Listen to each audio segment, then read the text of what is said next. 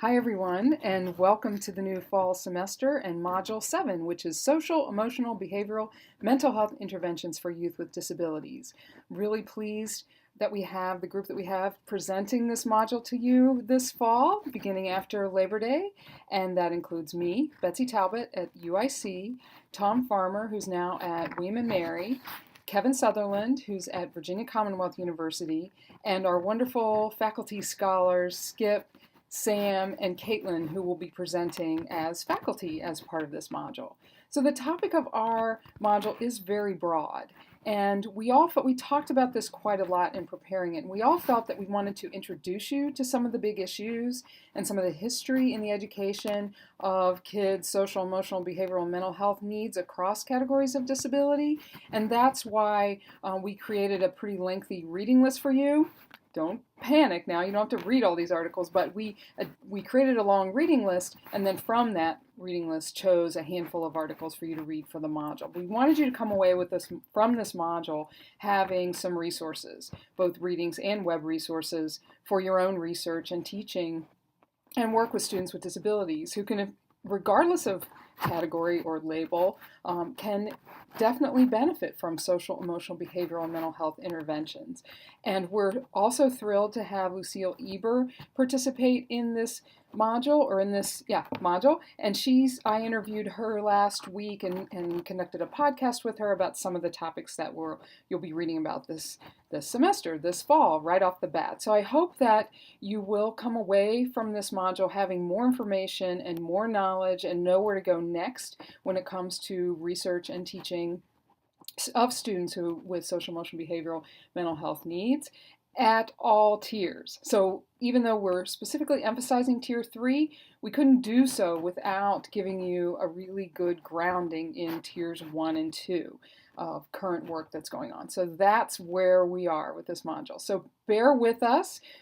We don't want you to be overwhelmed at any point. There's a lot of content. And again, it's not for you to master at this point in time, but for you to be able to turn to in the future as a resource. So I am the lead faculty on this module, and I'm providing this introduction and also an introduction to the whole module and also an introduction to my part of it, which will come first.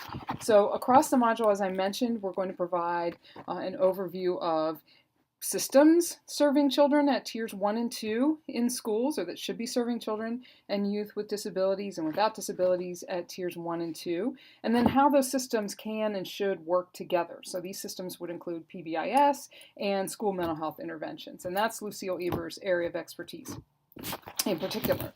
So for example, in my presentation to you in the first part of the module, you will read a short piece, web-based article written by Lucille Eber and her colleagues about connecting these systems together, inter-systems framework connection.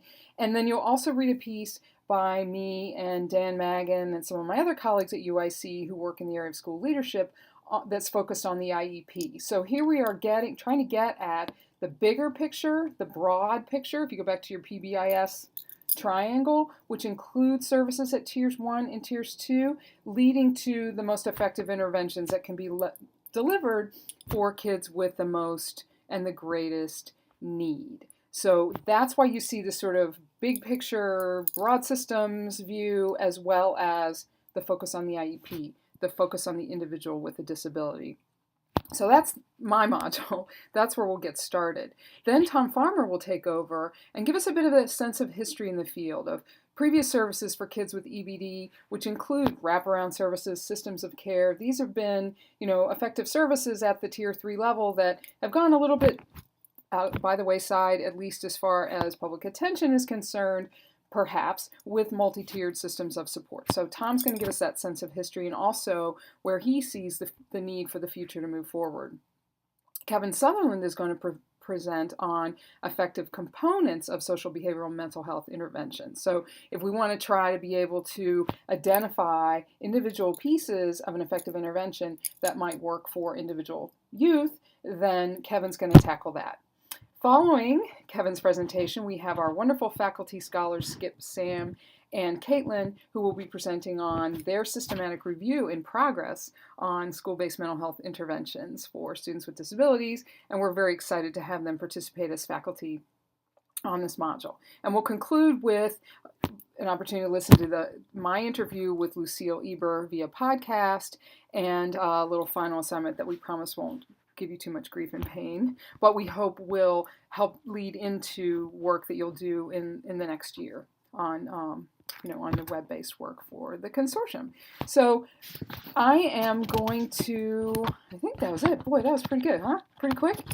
I'm going to probably sign off here in a minute and let you dive right into the modules. I want you to discuss the issues that I predict will come up in the discussion board about where you see this fitting, your area of interest in research and teaching.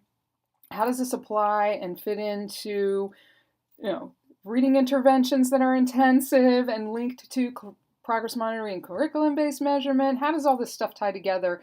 I mean, nobody has the answer to that question. So these are questions that we're going to address together in our module. So I look forward to working with you. I look forward to all the excellent presentations that we'll have, and I look forward to seeing you in Dallas at the end of September. So until then, bye-bye.